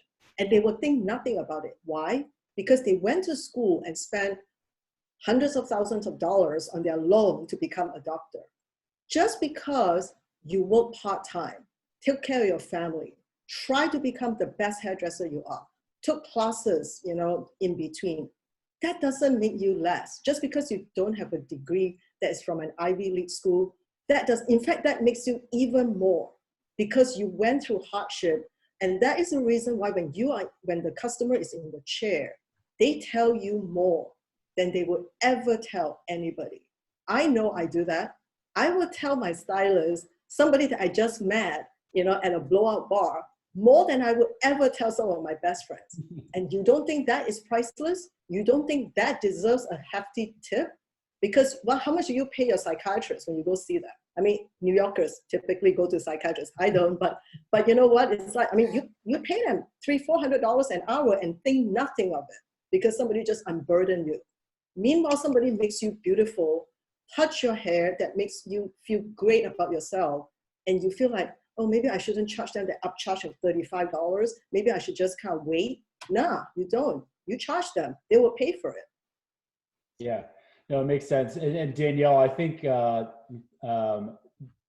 this idea around connecting and stylists are very emotionally intelligent. Now that things are moving and shifting sort of between the digital and analog, how can professionals maintain these connections or even develop these connections even further online, whether that's through how they're communicating with them over text or email or whatever it may be, but how can they use these digital tools and technology to maintain or even build this relationship with their clients? Yeah, great question. I think it all comes down to communication, and communication is something interesting on the topic of what we just touched on with price increases. And I think the question becomes, in the near term, many of us, we're going to be spending a ton of hours on our feet in hazmat suits with masks, servicing clients, and to what Julie and Andrew have said, making them look and feel beautiful. That's worth a lot. And so how can we use communication to raise our prices? Because I think that's on everyone's mind right now. And the work we're doing is incredibly valuable, which is proof in the success that many salons have had on the demand side with reopening. And there's a long way to go, but how can you use communication? On the topic of price increases specifically, I'd love to drill into this because that's something we talk a lot about too at Gloss Genius in terms of knowing your worth and not being afraid to raise prices. And I think we look at two different ways to raise prices. The first is kind of like a dip your toe in the water approach. And I think all of us are inherently afraid to raise prices for some reason or another. It's totally irrational, but I think we're all afraid of rejection, and will clients not want to come to me anymore? And what we would say is use communication, use some of these blast messaging tools across text message or email to dip your toes in the water, and maybe choose a few services that maybe are your least popular services, right? So even if you think, which you're not going to, but even if you think you're going to turn clients off, take your least popular services, right? Send a blast message to clients and raise your prices just a little bit and communicate with them why you're raising your prices. COVID has caused me to do X, Y, and Z. I'm spending this much more time in between sessions to make sure you are healthy and to make sure every single client that comes in here can enter a COVID-free zone. What that will help you do is you'll realize that clients are not going to run away. Even when they hear from you about a price increase, they're going to book with you. And now what that will help you do is get confidence in raising the rest of your prices by the higher amount, which is what you deserve. And so starting small, starting with a small service, a set of them, a small price increase, getting confidence, using communication and the tools around you to do that, and then laying out a bigger price increase. And again, using communication to share and communicate to clients why you're raising prices. And it can be for any number of reasons. We see professionals talk about raising prices, whether it's related to COVID changes and the increased sanitization requirements, or whether it's related to the investment that professionals are making themselves and their craft with continuing education, or the investment that professionals are making in themselves and their business with high quality products to serve them better. So don't be afraid to share that with clients. And it all comes down to communication, and use the tools around you to communicate better. Yeah. Something I want to ask each of you. I think this is, I've talked to Jue, I talked to you about this, Andrew, I've talked to you about this, and Danielle, obviously we talk about this all the time, but it's this idea of, there's sort of the artistic side of this profession, and then there's the entrepreneurial side of the profession. I think pricing is a really good sort of segue into this next question, which is, how do we get professionals who maybe are very much looking at it from the creative, artistic side of the profession? How do we get them to think more, become more business centric and sort of lean on that and own that entrepreneurial side of them? Because they all are entrepreneurs, and they're running effective businesses. But I think it's really important that they own this. I'm an entrepreneur. I run my own business. I look at finances. I look at marketing. I think about branding. I do think long-term, this is really important to building a resilient business. But Jue, I'd love to hear your kind of thoughts on this idea around, again, owning this idea around of entrepreneurship and being a business owner. I think first of all, you always want to know what's your strength. Some people, some hairdressers, and you cannot generalize, not everybody hates retailing. The fact that during this pandemic, there were groups of hairstylists who were willing to join affiliate program and know that, they want to lean in on companies that can help them. So I think you need to look at yourself as a hairdresser, as a artist, and say, am I better at artistry? Am I good at retailing? And what is it that I'm lacking? There are services out there like Gloss Genius who will help you make bookings, recruit customers for you. Lean in on those technology and those services. If you're not good at that, don't worry about it. Find avenues where people can help supplement your weaknesses. If you're very good at artistry, you therefore can charge a lot more because you are giving something to the community, to your clients that no one else can. You can't even cut your own hair, even though you're very good at it. That's the problem. But you can give somebody the most beautiful hairstyle ever. So think of yourself almost like Picasso, right? Picasso never thought twice what he was selling. He just sold it because people were coming in droves. And then finally, there are all kinds of digital outlets and technology that you can lean onto. So if you're independent booth renters, there are more and more independent booth rentals now. Your booth suite, your franchisor or your franchise, the franchise owner can help you do a lot of things. Go ask them for support. You're renting a space with them. You shouldn't be just walking in and expect nothing but just your little chair or your little studio. Right. They should do more for you. You're paying good money, right? So I think first of all, acknowledge what you're weak in or what you're good at and expand on that and look at the resources around you and use them. Don't be shy and don't be, don't feel like if I ask a stupid question, then people think I'm dumb. I can tell you I've asked more stupid questions than I've ever in my life, and I'm still CEO. Obviously, I'm like the empress with no clothes on, and nobody has found out that I'm not properly clothed yet. But fake it till you make it. Get out there. That's awesome. Andrew, do you want to add anything there? I just want to add that I have a crush on Julie. She is the awesomest person ever. And I just love how kind of like compassionate, but also straight to the point you are. It's fantastic. And I think it's exactly what we need. And I want to I noticed a question from my friend Melissa Jacqua, because we've been talking about the price raises and stuff. And I think this is a really important subject to talk about in the relationship of entrepreneurship. Because as hairdressers, we are led by this. We are so led by this, and it's a beautiful thing. It's one of our greatest strengths that we are so led by our sense of compassion and connection. The thing that happens is sometimes that our sense of compassion sometimes masks reality of things. So we know that there are people in our community that their families are out of work, that have been impacted financially. My friend Jason Everett brought to our attention something on a webinar that we did a couple weeks ago that I was like, wow, I just didn't even think about this. But he's like, even though our unemployment rate is sky high, there's also there's still a significant portion of our world that is still doing fine financially. And there's actually there's another portion of that that's actually doing very well right now, because their businesses were uniquely suited to actually benefit from this crisis. And I don't mean that in a negative way at all. I mean, I've been busier in the last 6 weeks than I ever have. And it's because here's where I work, right here. So for me, this actually hasn't been a financial crisis. And not to mention, I'm not driving. I'm not going out to eat. I have spent less money on extra stuff this last 8 weeks than I've ever spent before. So Jason brought this to our attention. He's like, there's actually a portion of your clientele that probably has more expendable income than less. So what we talked about is, of course, we want to be sensitive to the fact that there is a group within our clientele that are having challenges. And we want to be incredibly compassionate to that.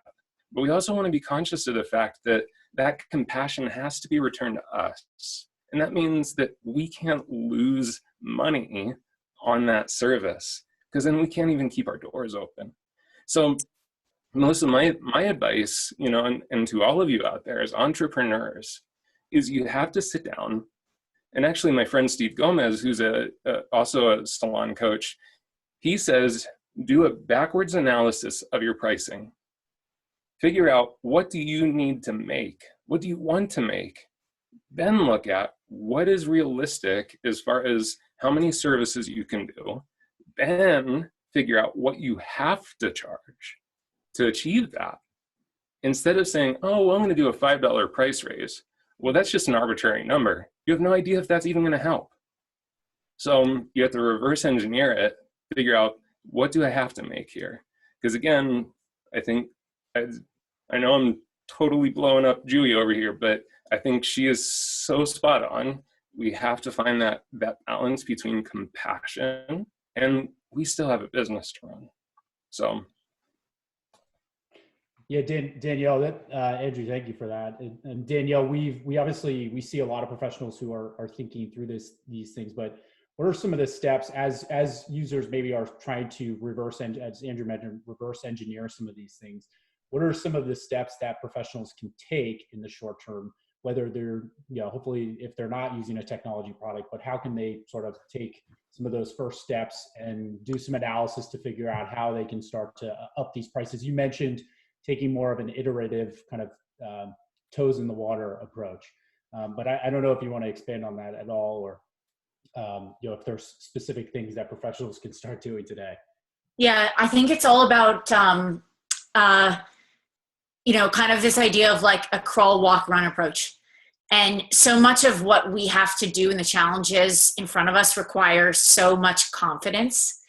And whether we're in COVID or not, confidence is so important to making sure we're successful at business. And the crawl, walk, run approach, what I had shared with price increases, starting really small, a small price increase on a few services that maybe are not even your popular services, and then starting to ramp up from there. Other things, if you're not using technology, start small, like, one thing at a time, right? One foot in front of the other. And I think so many of us are in such a kind of scared, fragile state right now, and getting back into our normal routines, it just requires us to focus on one foot in front of the other. And what that means, starting technology, whether it's something like working with the Olaplex affiliate program, start with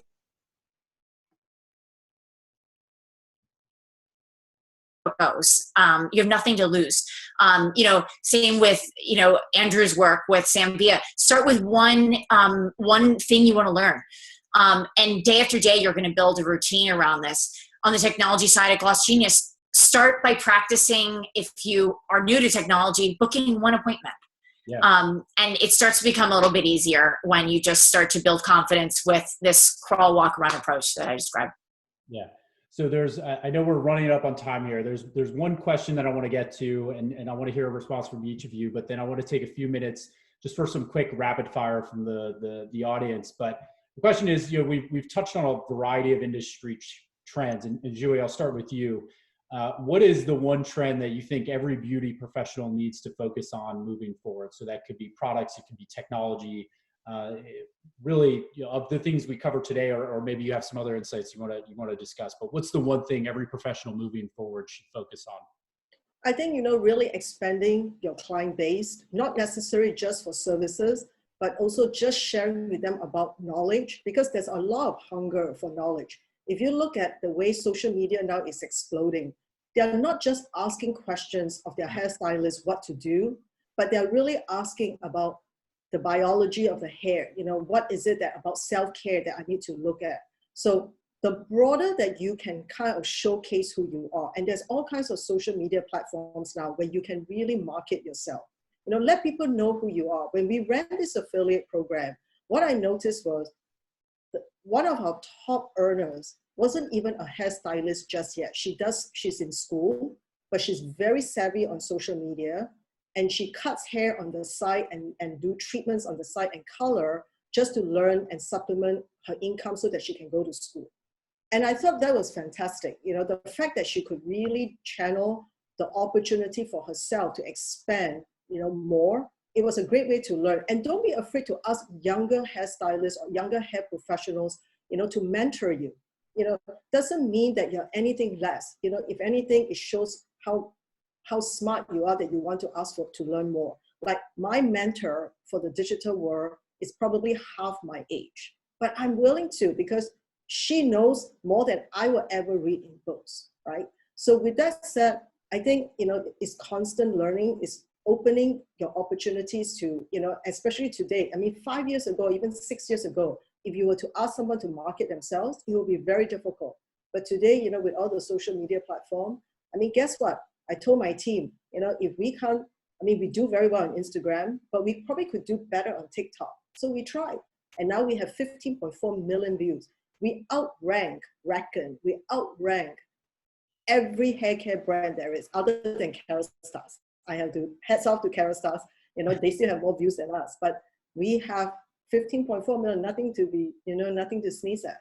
So, yeah. So, expanding client base, continuous learning are critical. I think in any profession you are, whether you're a hairstylist, we also have tattoo artists on here, makeup artists as well. Yeah. Andrew, I'll turn to you. So, what's one trend that you think every beauty professional needs to focus on moving forward? It's not going to be, I think, what people would expect me to say. It's based on something that came from Harvard Business Press a few years ago about entrepreneurship, and it's adaptability. And I think right now, more than any other time in our entire lives, we must become adaptable. And it kind of goes back to my earlier comment.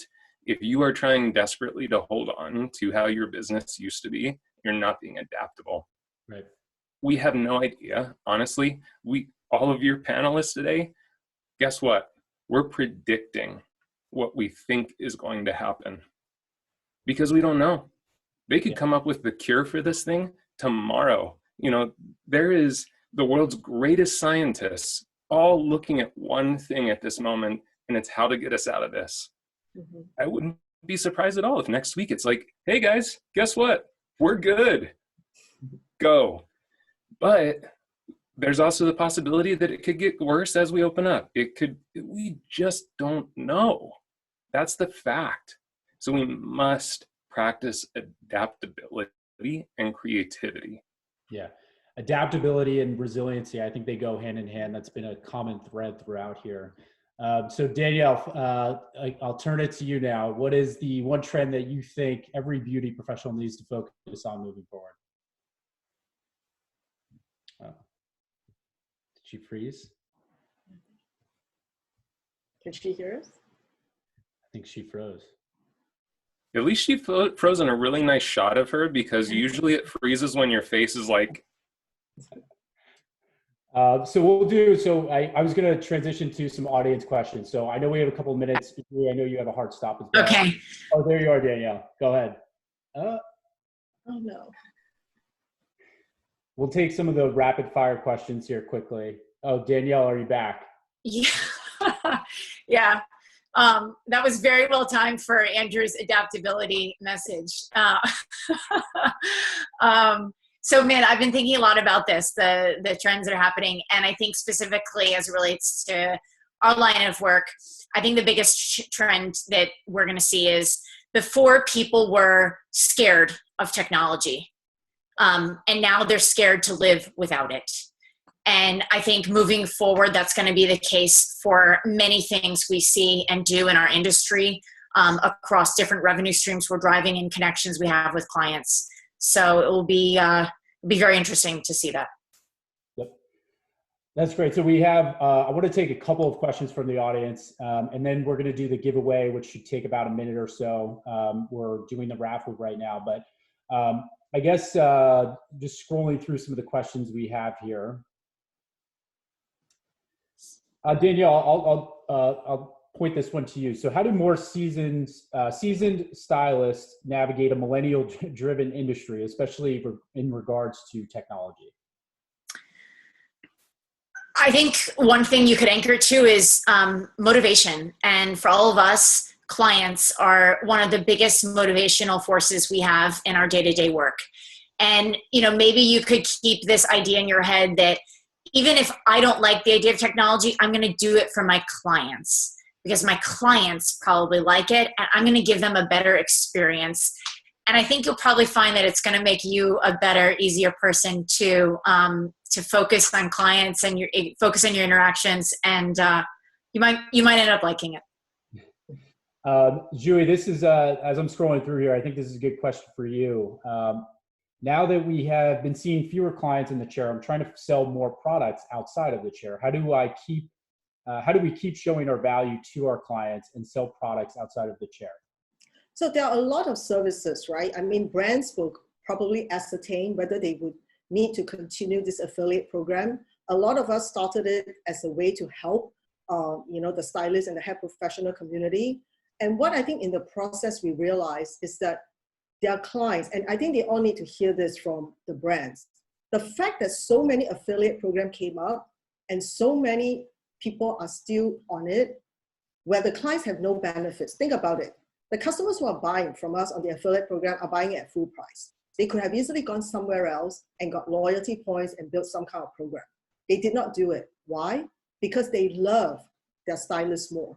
They may love Olaplex, but just realize their allegiance is with their stylist. They love them that much more, and they say, sure, if I know you're going to benefit from this, I'm going to do it.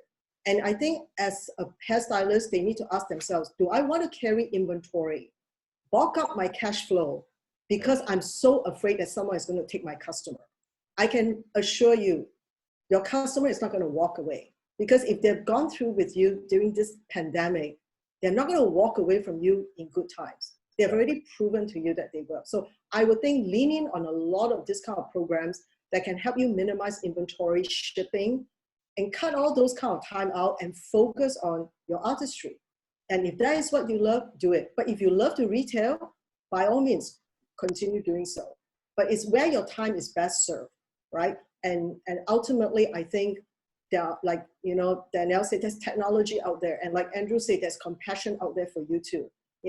Leverage all of that, and you will become a much stronger entrepreneur than you even realize. Yeah. Andrew, I think we have time for one last question here, and this is a good one for you. So do you have any specific tips on how to be more adaptable or best practices on adaptability, and how can people start to implement adaptability or integrate adaptability into their work life? I think one of the primary things with adaptability is starting to challenge preconceived notions and stories. So just a really quick understanding of how the brain works. The brain works in stories. The brain needs a beginning, it needs a middle, and it needs an ending. So what happens is that maybe we have the beginning, we have the middle, we don't know the ending. So the brain tends to kind of make up the ending based on previous experience. And so the stories that we tell ourselves are primarily built on previous experience, and that makes us less adaptable. So those things happen automatically. The only way to shift those, the only way to change those, is to mindfully set time for that practice. Right. So it might be as simple as journaling is one of the greatest things you can do right now. Each day when you get home from the salon, jot down what happened and question why it happened. Question what made me believe that I couldn't ask this person a pre-book? What made me believe that I couldn't raise my prices today? And challenge those beliefs. Because really, the previous belief systems, that's what's holding you back from the adaptability. Right. That's amazing. Well, unfortunately, we are up on time. Julie, Andrew, Danielle, thank you so much. I do want to just do the raffles real quick. I know this is really, a lot of folks have been sticking around for the raffles. So we have the winners here. We have Whitney Welsh, Stephanie Anderson, and Sonia Longmire. We picked randomly. We're going to send everyone in each of the winners an email individually, and this includes upwards of $1,200 of products from all of the brands that you heard from today. Like I said, we'll email you directly with some instructions. Andrew, Julie, Danielle, thank you again. For those of you on Zoom who asked questions that maybe we didn't get to, we apologize. We're going to be sending out a follow-up email with the replay, and we'll do our best to answer any questions or point you to any relevant resources that we think you would benefit from or you heard about today. With that, I want to conclude the inaugural Beauty Industry Updates Virtual Salon Summit. So thank you everyone for participating, and we'll see you soon. Thank Have you. a good one. Thank you. Bye. Thank you all. Bye-bye.